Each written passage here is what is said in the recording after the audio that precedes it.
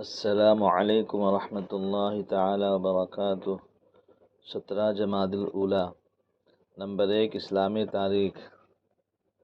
غزوہ احد کے بعد ابو سفیان اپنا لشکر لے کر مکہ واپس جاتے ہوئے مقام روحہ میں پہنچ کر کہنے لگا، ہمیں مکمل طور پر فتح حاصل کرنا چاہیے، تو نعوذ باللہ محمد کو قتل کیوں نہ کرو، چلو واپس جا کر مسلمانوں کو صف ہستی سے مٹا کر آئیں گے۔ جب رسول اللہ صلی اللہ علیہ وسلم کو اس کی اطلاع ملی تو آپ نے بھی صرف ان مسلمانوں کو اس کا پیچھا کرنے کا حکم دیا جو جنگ احد میں شریک تھے۔ مسلمان زخمی اور خستہ حال ہونے کے باوجود فوراً تیار ہو گئے اور مدینہ سے 8 میل دور حمراء الاسد مقام پر پڑاؤ ڈالا۔ جب ابو سفیان کو ان کی بہادری اور شجاعت کا پتہ چلا تو محمد صلی اللہ علیہ وسلم پھر اپنے ساتھیوں کو لے کر مقابلہ کے لیے پیچھا کر رہے ہیں تو اس پر خوف طاری ہو گیا اور سب کی ہمت پست ہو گئی۔ بالآخر ابو سفیان اپنی فوج لے کر مکہ کی طرف فرار ہو گیا۔ حضور صلی اللہ علیہ وسلم نے وہاں 3 روز قیام فرمایا اور اطمینان کے ساتھ مدینہ واپس آ گئے۔ نمبر 2، اللہ کی قدرت، معدے کا نظام۔ ہمیں انسانی جسم کے اندر جو نظام چل رہا ہے اس پر غور کرنا چاہیے۔ انسان جب لقمہ منہ میں ڈالتا ہے وہ معدے میں پہنچتا ہے، معدہ اس کو پکاتا ہے، پھر اس غذا کا جو اچھا حصہ ہوتا ہے اس کو باریک رگوں کے راستے سے جگر تک پہنچاتا ہے، پھر جگر اس کو خون میں بدل کر اس کو باریک رگوں کے راستے سے پورے جسم میں ضرورت کے بقدر سپلائی کرتا ہے، اور معدے میں جو فاسد مادہ ہوتا ہے وہ پیشاب اور پاخانے کے راستے سے باہر نکل جاتا ہے۔ اندر کا یہ سارا نظام کون چلا رہا ہے؟ بلا شبہ وہی وحدہ لا شریک ہے۔ نمبر 3، ایک فرض کے بارے میں۔ صبح کی نماز ادا کرنے پر حفاظت کا ذمہ دار۔ رسول اللہ صلی اللہ علیہ وسلم نے فرمایا، جس نے صبح یعنی فجر کی نماز ادا کی وہ اللہ کی حفاظت میں ہے۔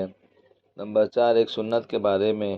رسول اللہ صلی اللہ علیہ وسلم موشوں کو تراشتے تھے اور فرمایا کرتے تھے کہ حضرت ابراہیم علیہ السلام بھی ایسا ہی کیا کرتے تھے۔ نمبر 5، ایک اہم عمل کی فضیلت، کسی کو کھانا کھلانا۔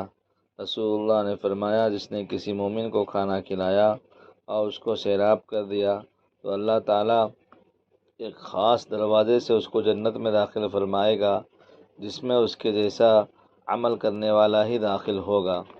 نمبر 6، گناہ کے بارے میں۔ آپس میں دشمنی رکھنا۔ رسول اللہ نے فرمایا، ہر پیر اور جمعرات کو اللہ کے دربار میں اعمال پیش کیے جاتے ہیں۔ اللہ تعالیٰ ان دنوں میں ہر ایسے آدمی کی مغفرت فرما دیتا ہے جو اللہ کے ساتھ کسی کو شریک نہیں کرتا، مگر ان 2 آدمیوں کی مغفرت نہیں کرتا جن کے درمیان دشمنی ہو۔ اللہ تعالیٰ فرماتا ہے، جب تک یہ دونوں صلح صفائی نہ کر لیں ان کو اسی حال پر چھوڑے رکھو۔ نمبر 7، دنیا کے بارے میں۔ رسول اللہ نے فرمایا، جو شخص اللہ کا ہو جاتا ہے تو اللہ تعالیٰ اس کی ہر ضرورت پوری کرتے ہیں اور اس کو ایسی جگہ سے روزی دیتے ہیں کہ اس کو گمان بھی نہیں ہوتا، اور جو شخص پورے طور پر دنیا کی طرف لگ جاتا ہے تو اللہ تعالیٰ اس کو دنیا کے حوالے کر دیتے ہیں۔ نمبر 8، آخرت کے بارے میں۔ قرآن میں اللہ تعالیٰ فرماتا ہے، قیامت کے دن جب ستارے بے نور کر دیے جائیں گے اور آسمان پھٹ جائے گا اور پہاڑ اڑا دیے جائیں گے اور رسولوں کو وقت متعین پر جمع کیا جائے گا، ان تمام چیزوں میں کسی دن کے لیے تاخیر کی گئی ہے، ان تمام چیزوں کو فیصلے کے دن کے لیے رکھا کیا گیا ہے۔ نمبر 9، طب نبوی سے علاج۔ آٹے کی چھان سے علاج۔ حضرت ام ایمن رضی اللہ تعالیٰ عنہا آٹے کو چھان کر رسول اللہ صلی اللہ علیہ وسلم کے لیے روٹی تیار کر رہی تھی کہ آپ نے دریافت فرمایا، یہ کیا ہے؟